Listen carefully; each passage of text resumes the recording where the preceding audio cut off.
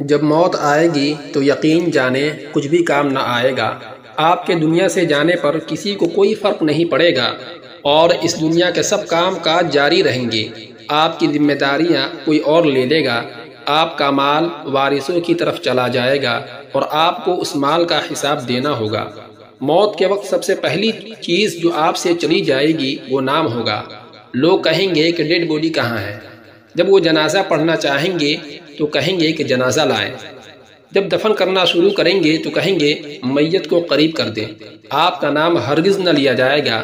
مال، حسب و نسب، منصب اور اولاد کے دھوکے میں نہ آئیں۔ یہ دنیا کس قدر زیادہ حقیر ہے اور جس طرف ہم جا رہے ہیں وہ کس قدر عظیم ہے۔ آپ پر غم کرنے والوں کی 3 اقسام ہوں گی۔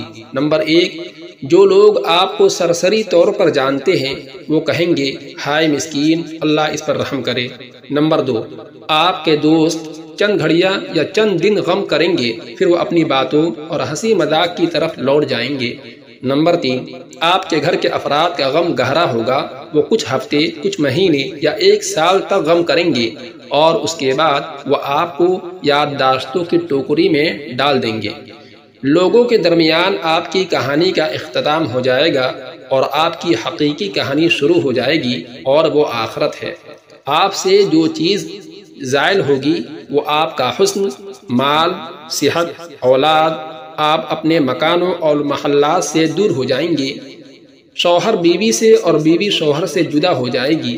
آپ کے ساتھ صرف آپ کا عمل باقی رہ جائے گا۔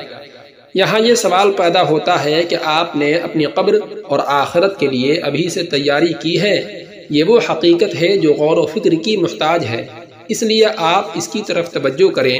فرائض، نوافل، پوشیدہ صدقہ، نیک اعمال، تہجد کی نماز اور اچھے اخلاق کی طرف، شاید کہ نجات ہو جائے۔ مرنے والے کو اگر دنیا میں واپس لوٹایا جائے تو وہ صدقہ کرنے کو ترجیح دے گا، جیسا کہ اللہ تعالیٰ کا فرمان ہے رب لولا اخرتنی الی اجل قریب فاصدق، سورۃ المنافقین آیت نمبر 10۔ ترجمہ: اے میرے رب، تو نے مجھے قریب مدت تک مہلت کیوں نہ دی کہ میں صدقہ کرتا؟ وہ یہ نہیں کہے گا کہ میں نماز ادا کر لوں یا میں روزہ رکھ لوں یا میں حج اور عمرہ کر لوں۔ علماء کرام کہتے ہیں کہ میت صرف صدقے کا ذکر اس لیے کرتی ہے کیونکہ وہ اپنی موت کے بعد اس کے عظیم اثرات دیکھتی ہے، لہٰذا زیادہ سے زیادہ صدقات و خیرات کریں، اور بہترین چیز جس کا آپ ابھی صدقہ کر سکتے ہیں وہ آپ کے وقت سے 10 سیکنڈ ہے۔ آپ خیرخواہی اور اخلاص کی نیت کے ساتھ اس میسیج کو دوسروں تک پہنچائیں، کیونکہ اچھی بات کہنا بھی صدقہ ہے۔ اگر آپ اس پیغام کے ذریعے لوگوں کو یاد دہانی کروانے کی کوشش کریں گے تو قیامت کے دن اسے اپنے ترازو میں پائیں گے۔ وَذَكِّرْ فَإِنَّ الذِّكْرَىٰ تَنفَعُ الْمُؤْمِنِينَ، اور نصیحت کیجیے کیونکہ یقیناً نصیحت ایمان والوں کو نفع دیتی ہے۔